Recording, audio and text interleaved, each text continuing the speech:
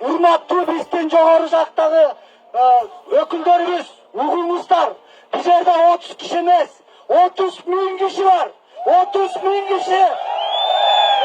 30 миң киши азыр ушул ат башын сактап калалы деп турат. Кыргызстандын булуң бурчунан келген, булуң бурчуна чалган адамдар дагы ушул ат башыга чеп болуп берели деп турат. Биз урпактарыбызга өткөрүп берели. Таза турган ат башыбызды, чечтеп атабызды, жалпы ата-энелерибиздин арбагын Кытайларга кебелетпейли. Болчу. 20-30 киши бар ушу социалдык тармактарда.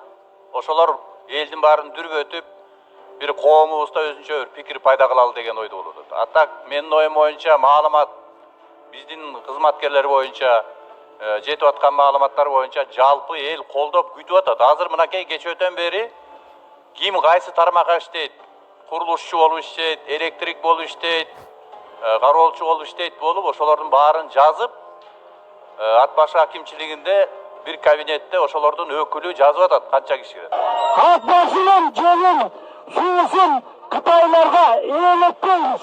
Логистикага жол жок.